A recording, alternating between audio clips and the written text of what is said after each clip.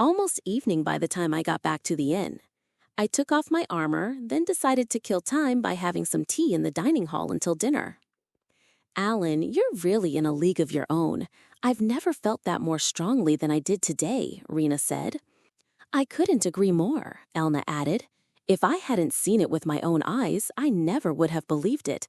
Now I understand why you said Alan is beloved by the goddess Luminous, Lady Rena. What's with you two? You're exaggerating. It was just a fluke, I said. Huh. Well, whatever, Rena sighed. By the way, Alan, I was hoping you could continue teaching me magic and sword skills in the afternoons starting tomorrow. Would that be all right? Well, I don't have anything else to do right now, so sure. But for the sword, don't you think you'd be better off learning from Elna? My style isn't exactly proper swordsmanship. No, I think your style is a better fit for me since I'm not that strong. It's better than the divine sword style I've been studying. I realized that during the Adventurers Guild evaluation test the other day. Lady Rena, just how skilled is Alan with a sword? Elna asked. I've seen his trump card once. It was an unbelievable feat of swordplay. His trump card? I think Alan would win even in a fight against the Sword Saint. At the very least, I'm sure he could fight on equal footing, if not better. The Sword Saint? He's that good? A Sword Saint? Is that some kind of strong swordsman? I asked. Yes, Rena explained. The Sword Saint is the strongest swordsman in the divine sword style, the school I studied. Whoa, there's no way I could beat someone like that. I saw the Sword Saint in an exhibition match once, that's how I know. Your sword skill is in no way inferior. In fact, your movements are unlike any other style, so I doubt anyone could react to them on their first try. Speaking of which, what's the name of your sword style, Alan? What should I do? My style is the Corinthian style, but there's no way I can say something that embarrassing. That's not important, is it? Oh, but it is. I intend to learn your style from now on. It would be strange not to know the name of the style I'm using. It's Corinthian style swordsmanship. Corinthian style? So you come from a family of swordsmen so skilled that you founded your own school? Yeah, something like that. It was less damaging to my ego to let her believe that than to admit I made up a sword style based on my own delusions. I see, so that's why you're so skilled. This is incredibly embarrassing and awkward. I need to change the subject. By the way, about that request we posted at the Adventurers Guild, I know it's normal not to have a response yet, but someone might show up, right? I think we should probably check on it once a day. What do you think? You're right. The Adventurers Guild is on the way when we go outside the city for magic training. We can just stop by on our way there. All right, let's do that. I hope someone shows up. Considering the distance from the Cecilio Kingdom, it'll take at least a month for anyone to get here, right? If they're late to notice the request, it might even take 2. When we were in the Cecilio Kingdom, we took on requests to earn money while we traveled, so the other groups are probably doing the same.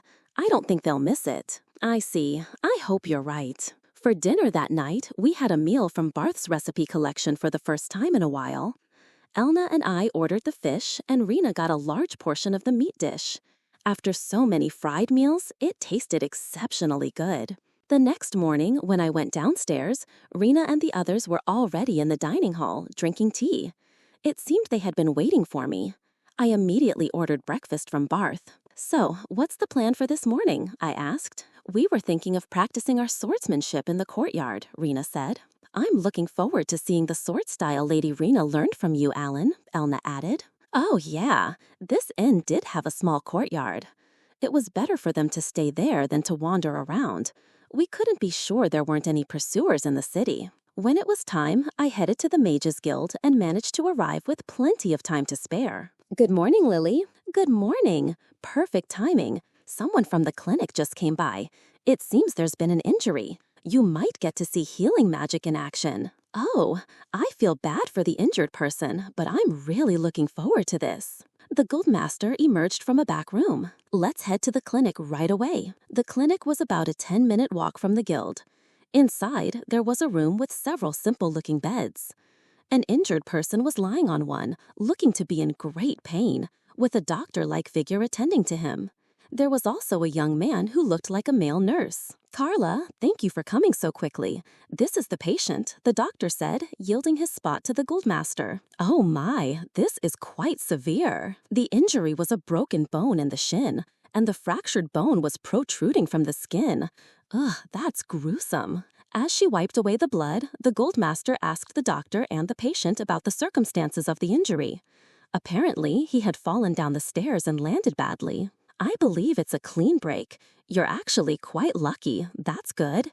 Alan, in cases like this, we prioritize treating the bone, which heals the slowest. First, we need to return the bone to its original position." As the Guildmaster said this, the nurse placed a wooden stick in the patient's mouth and began to restrain his body to the bed with built-in belts. In no time, everything but the broken leg was strapped down. The nurse held down the broken leg, and the doctor pulled it in one swift motion. The protruding bone disappeared back inside. The Guildmaster then took a prepared knife and began to cut open the wound where the bone had been sticking out. Throughout this, the patient continued to let out muffled screams. This should be enough. Once she was satisfied with the incision, the Guildmaster inserted a pair of scissor-like tongs into the wound and began to spread it open. "Alan, please pour a little water from that pitcher onto the wound." I did as I was told. As the water washed away some of the blood, the bone became visible through the opened wound. The Guildmaster was giving instructions to the doctor as they worked to reposition the bone. "That should do it. Alan, can you see the broken part of the bone? See how nicely it's aligned?" As I poured the water, I could indeed see that the broken bone was now neatly joined together. "Now, I will use heal in this state." The Guildmaster closed her eyes and began to concentrate. After about 30 seconds, she opened them and pointed her palm toward the wound. "Heal." A light emanated from her palm, illuminating the bone inside the wound. When I zoomed in, it looked like the gap between the broken bones was slowly mending. Whoa, this is amazing. It's really healing. That should do enough for now. The bone is now connected. The doctor let go of the leg he had been gently pulling. The broken area looked like it had been glued together. The bones seemed to be firmly joined. That concludes one application of healing magic. I will now use heal one more time. Is that acceptable? She asked the patient. The nurse removed the wooden stick from his mouth. "Ugh, yes, please," the patient replied. Why did she need to ask the patient for confirmation? Once the tool holding the wound open was removed, the doctor began to press the wound closed with both hands. The Guildmaster had already started concentrating again. Soon, she opened her eyes and pointed her palm at the wound, just as before. "Heal." Again, light shone from her palm, illuminating the wound. After shining the light for a while, she canceled the heal spell. This should be sufficient. When the doctor removed his hands, the wound had closed up. It looked about 60 to 70% healed. This concludes the healing magic. The patient's pain seemed to have subsided considerably, and he looked much more comfortable. "Thank you very much," he said. "Carla, thank you. We will continue the treatment now," the doctor said, and began selecting what looked like disinfectants. "Alan, let's go." We left the clinic and walked back to the guild. "So, what did you think of healing magic?" It's incredible to think it can really heal wounds. By the way, how much mana does heal require? Say, compared to Fireall? Well, it's said to require about 10 times the mana of a fireball. Wow, that's a lot of mana. Oh, and why did you ask the patient for confirmation before the second heal? The price for heal is fixed per cast. One more heal would have healed him completely, but healing magic is expensive, you see. I get it. She was confirming whether he just wanted the bone treated or if he wanted to pay for the next stage of healing as well. How much is it per cast? The amount paid to me is 1,000 guineas per cast. I don't know the specifics of how much the doctor charges the patient. That's a hefty sum. It's 10 days' worth of lodging at a regular inn. You might think it's expensive, but it would have taken months for that injury to heal naturally. When you think about it, it's more profitable to heal it with magic and get back to work quickly, especially since that particular fracture was one that would heal properly with magic. Are there cases where it doesn't heal properly? Of course. If a bone is shattered into small pieces or a joint is fractured in a complex way, it can leave behind a permanent disability. I see. That makes sense. It was great that I got to see heal, but in the end, all I learned was how to fix a fracture and saw that it involved shining a light on the wound. I had a vague idea of what light magic might be like, and this was exactly as I had imagined. Replicating this is going to be difficult. So, has this made you want to buy the grimoire for heal? I could hear the anticipation in the guildmaster's voice. By the way, how much was the heal grimoire again? With the guild member discount, it's 136,000 guineas. So expensive. I only have a little over 80,000 on me right now. Not nearly enough. Not that I'd buy it even if I had the money. It would be party funds anyway, so I'd need to check with Rena and Elna first. That's completely over my budget. I'd like to buy it someday, but I'll have to save up. I see. That's a shame. The guildmaster sounded genuinely disappointed. We arrived back at the Mages Guild and today's lecture began. Noon came and the lecture ended. Today's topics were mainly about handling and applying magic fluid and creating magic circuits. There wasn't anything particularly new. When I met up with Rena and the others at the inn, I found Elna in the dining hall with a damp cloth pressed to her cheek.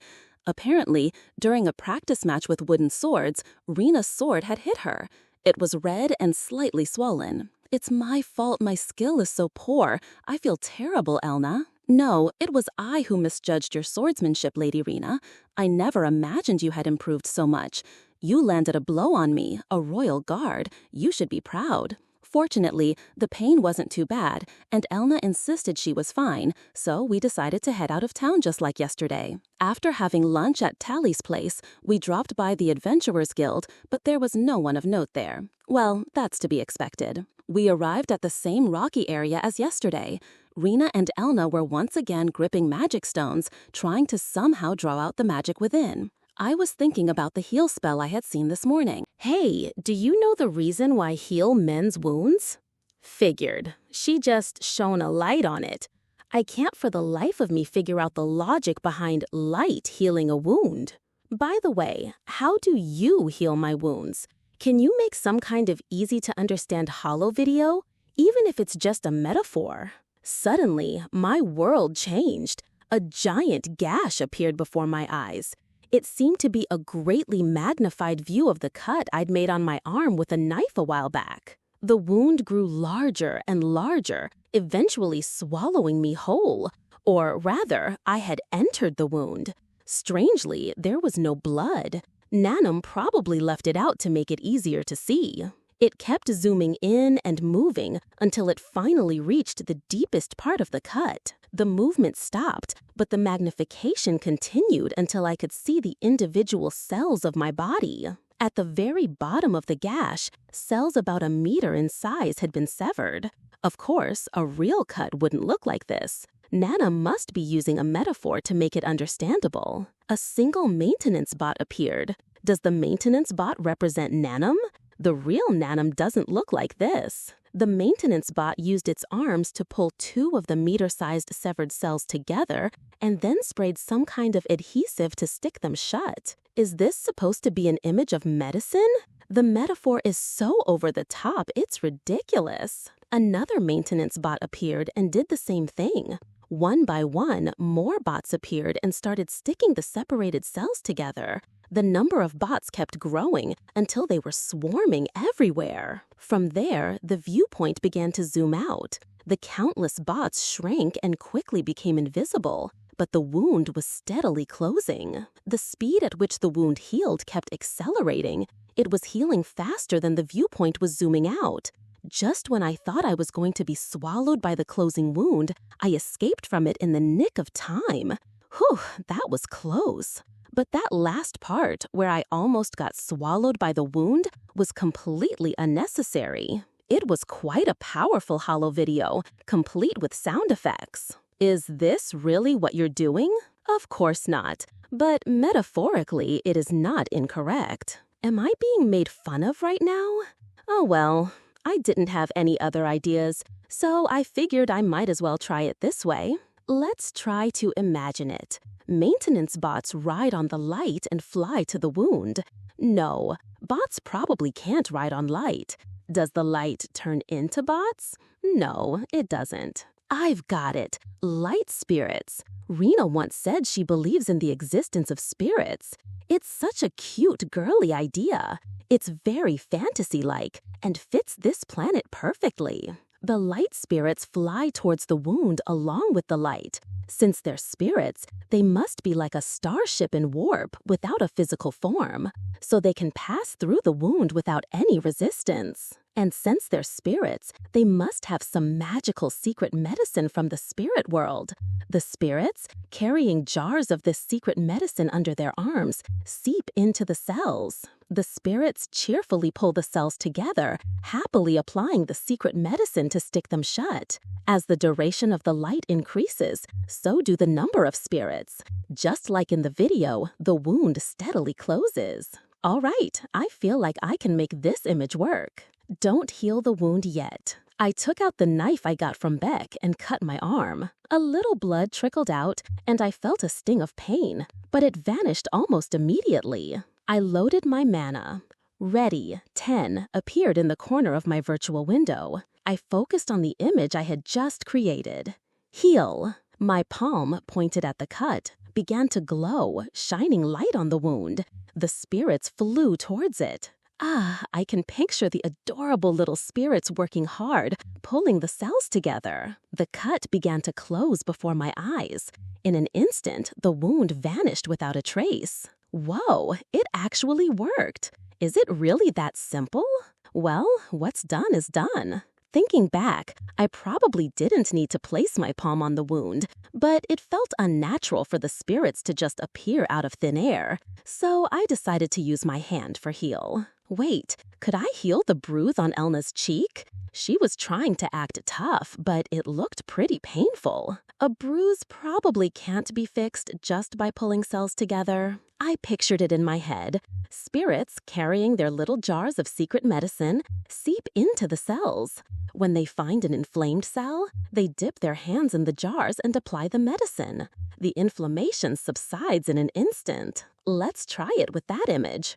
But is it really going to work like this? I can't just try it on Elna right away, so I decided to give myself a bruise. Block the pain receptors in my left arm. After confirming the feeling was gone, I hit the back of my left hand hard with the handle of my knife. I might have overdone it. It's a pretty bad bruise. I loaded my mana and replayed the image in my head, solidifying it. Heal. The swelling went down in moments, and the bruise healed completely in an instant. All right, it worked. It actually worked. When I restored the pain sensation, there was no problem at all. Elna, can I have a moment? What is it, Alan?